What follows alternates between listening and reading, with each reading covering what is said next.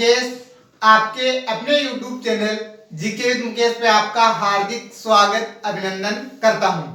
दोस्तों, आप सबके बीच में एक जो कौतूहल का विषय बना हुआ है CET, ये क्या होता है, इससे जो प्रतियोगी परीक्षाओं की तैयारी कर रहे हैं उनको क्या फायदा मिलेगा, आपको CET की संपूर्ण जानकारी आपको इस वीडियो में मिलेगी।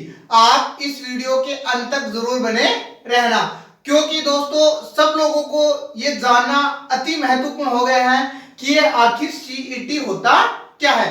दोस्तों, अपना वीडियो हम शुरू करते हैं। CET का मतलब होता है common eligibility test. Common eligibility test ये आखिर होता क्या है मैंने इसको एक क्वेश्चन के रूप में रखा है ताकि आप इसको आसान भाषा में सरल शब्दों में समझ सकूं। CET का तात्पर्य होता है समान पात्रता परीक्षा। जिस प्रकार से केंद्र सरकार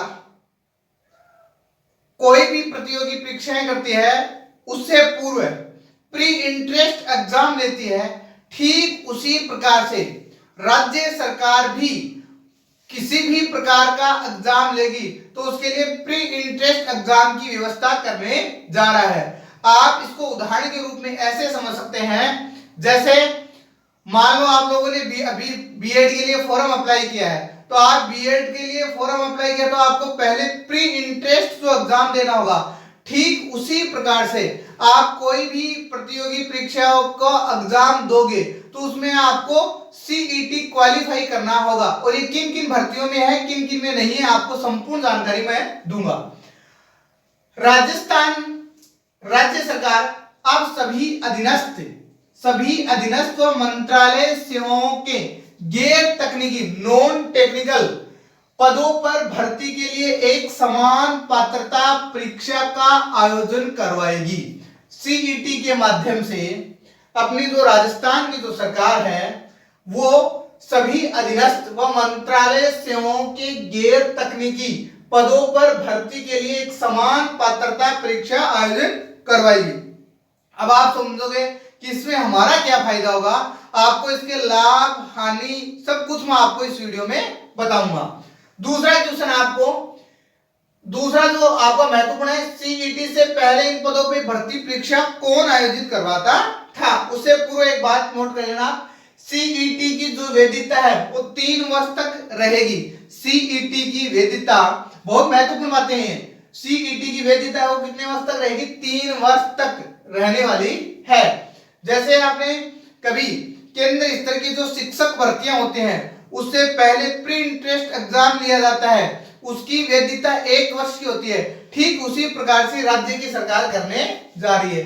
CET के माध्यम से वन टाइम रजिस्ट्रेशन की ऐसी व्यवस्था, वन टाइम रजिस्ट्रेशन क्या होता है, ऐसी व्यवस्था की जाएगी जिसमें अभ्यर्थियों को एक यूनिक पहचान संख्या करवाई जाएगी, जिससे CET के आधार पर किसी भी विशेष भर्ती के लिए उपयोग में ली जा सकेगी, ताकि बार बार आवेदन ना करना। आपको सबसे बड़ा फायदा इसमें यही होता है, अब आपको बार बार आवेदन नहीं करना पड़ेगा, आपको बार बार वित्तीय संकट से नहीं जूझना पड़ेगा। कितना बहुत दोस्तों, सरकार का जो ये फैसला है वो बहुत ही स्वागत योग्य है, बहुत ही सराहनीय प्रयास है, ताकि बेरोजगार जो अभ्यर्थी हैं उनको और ज्यादा वित्तीय संकट का परेशानी का सामना न करना पड़े।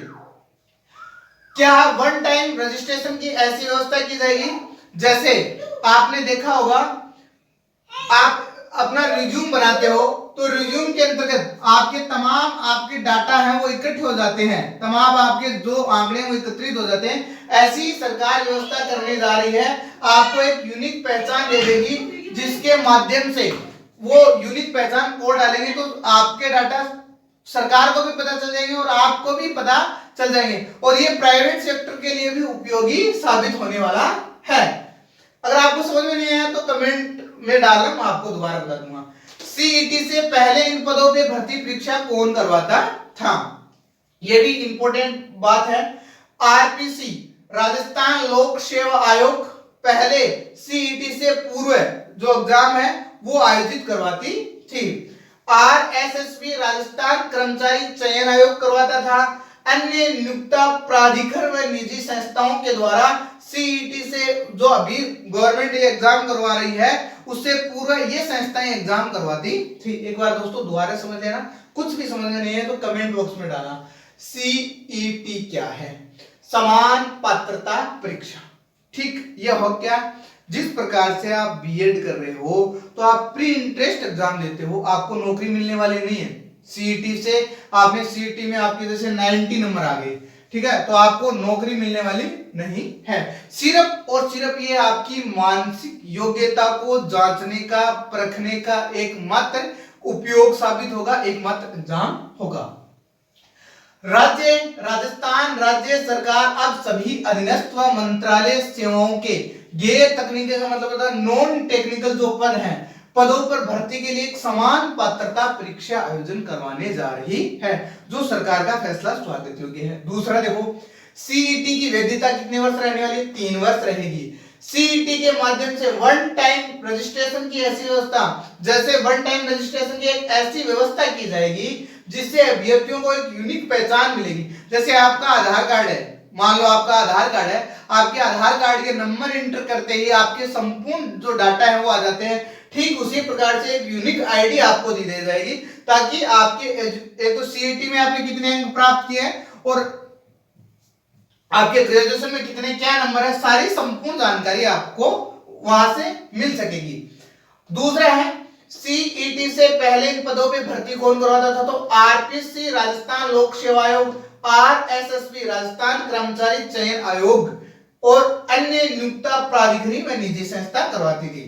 तीसरा क्वेश्चन है दोस्तों, मैंने इनको क्वेश्चनों के रूप में इसलिए रखा ताकि आप इसको आसान भाषा में समझ सको। सीईटी का आयोजन कौन करवाएगा? अब सीईटी का आयोजन कौन करवाएगा?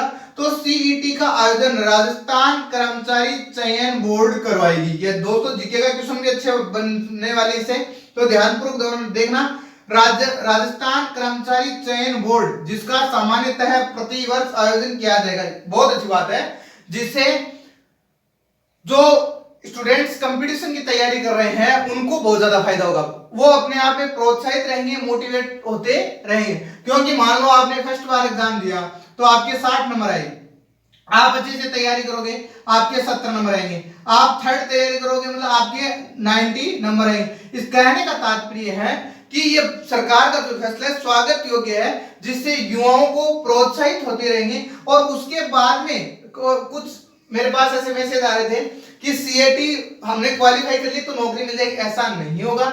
जैसे मान लो उदाहरण के लिए अभी जो वर्तमान में रीट है, रीट पे तो इसका विशेष जो रीट वाले वो तो डरे नहीं, रीट पे जो पटवार भर्ती की एग्जाम देंगे वो तो उनको डरने वाली बात ही नहीं है, क्योंकि जो पूर्व विज्ञप्ति जारी कर दी गई थी उनपे कोई असर पड़ने वाला नहीं है। जैसे मान लो अभी आप रीट का एग्जाम दोगे उसमें तो कोई फर्क नहीं पड़ेगा, लेकिन भविष्य में अगर गवर्नमेंट ऐसा प्रतियोगी परीक्षाएं करवाएगी तो उससे पूरे सीईटी का ऑप्शन रख सकती है। फिर उसके बाद में चौथा प्रश्न है, वर्तमान में चल रही भर्तियों पर क्या सीईटी का कोई असर पड़ेगा? वर्तमान में चल रही भर्तियों पे क्या सीईटी का कोई असर पड़ने वाला है? नहीं पड़ेगा। सीईटी का असर पूर्व में विज्ञापित पदों की भर्तियों पर नहीं पड़ेगा। वे सभी भर्तियां पहले से ही प्रक्रियाधीन है, कार्य क्रमानुसार जारी रहेंगी, कोई असर रीट पे तो कोई असर पड़ने वाला नहीं है। आगामी नवीन भर्तियों के लिए सीईटी परीक्षा का आयोजन हो, आगामी जो भी भर्तियां होंगी उसके लिए सीईटी का जो आयोजन होगा ऐसा है। अब पांचवा क्वेश्चन है, सीईटी का आयोजन क्यों? सीईटी का गवर्नमेंट है ऐसा ऑप्शन गवर्नमेंट का सुझाव क्यों दिया गया? इसलिए दिया गया है बार बार एग्जाम में जो आवेदन शुल्क लगता है उस शुल्क से आपको वित्तीय भार ना पड़े, ताकि आपका श्रम भी बच सके, आप जो यात्राएं करते हैं उससे भी बच सके और आपको वित्तीय संकट से न गुजरना पड़े, इसलिए सरकार ने ये कदम उठाया है। फिर है सीईटी की परीक्षा अभी तो इसका कोई सिलेबस नहीं जारी किया गया है, लेकिन संभावित है जीके आएगा, इंग्लिश आएगी, रीजनिंग आएगी, साइंस आएगी, हिंदी आएगी, जो भी अभी संभावित बता रहा हूं। मैं ये नहीं कह रहा हूं कि ये आएंगे, लेकिन संभावित बता रहा हूं। सीईटी से अभ्यर्थियों को क्या लाभ होगा? अपन तो क्या चाहिए, लाभ चाहिए। लाभ कैसे मिलेगा, एक तो जो आप ई मित्र वाले के पास जाते हो बार बार, जैसे मान लो पटवार का आपने फॉर्म भरा है, ग्राम सेवक का भरा है, अन्य जो अधीनस्थ कर्मचारी बोर्ड की जो एग्जाम होते हैं उनका भरा है, अब आपको ऐसा करने की आवश्यकता नहीं है। इसका कहने का जो तात्पर्य है वो यही है, सरकार भी यही चाहती है योग्य उम्मीदवारों को ही उस परीक्षा में शामिल किया जाए जिसके वो हकदार हैं। आपको सीईटी से रिलेटेड किसी भी प्रकार का कोई भी कंफ्यूजन है तो आप मुझे कमेंट बॉक्स में डालें, मैं आपका प्रत्युत्तर देने का पूरा प्रयास करूंगा। धन्यवाद दोस्तों।